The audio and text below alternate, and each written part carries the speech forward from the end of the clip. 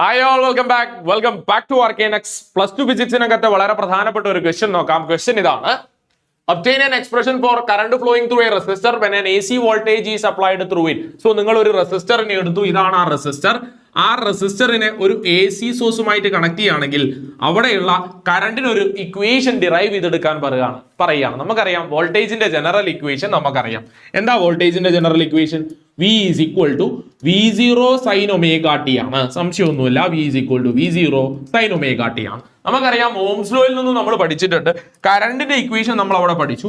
I is equal to V divided by R ആണ്. Voltage by current ആണ്. So നിങ്ങൾക്ക് current ആണ് കണ്ടുപിടിക്കേണ്ടത്. കറണ്ടിന്റെ ജനറൽ ഇക്വേഷൻ ആണ് ഡിറൈവ് ചെയ്തെടുക്കേണ്ടത്. സോ കറണ്ടിന്റെ ഇക്വേഷൻ കൊടുത്തു, I is equal to V divided by R ആണ്. V എന്ന് പറഞ്ഞാൽ ആരാ? V എന്ന് പറഞ്ഞു കഴിഞ്ഞാൽ ഈ V0 sin omega t ആണ്. സോ അയാളെ സബ്സ്റ്റിറ്റ്യൂട്ട് ചെയ്തു. V is equal to V0 sin omega t. So V0 sin omega t divided by R എന്ന് കൊടുത്തു. ഇവിടെ ചെറിയൊരു റീഅറേഞ്ച്മെന്റ് നടത്തുകയാണ്. ഇവിടെ നോക്കിയാൽ നമുക്ക് കാണാം, ഇവിടെ V0 by R എന്ന് പറഞ്ഞാൽ ആരാ? Peak value of voltage by resistance ആണ്. പീക്ക് വാല്യൂ ഓഫ് വോൾട്ടേജിനെ റെസിസ്റ്റൻസ് കൊണ്ട് ഡിവൈഡ് ചെയ്ത് കഴിഞ്ഞാൽ നമുക്ക് പീക്ക് വാല്യൂ ഓഫ് കറണ്ട് ആണ് കിട്ടുക.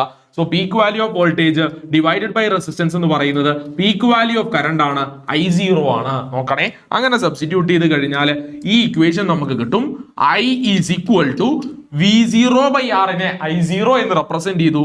I0 sin omega t. This is the general equation of current flowing through a resistor. Thank you.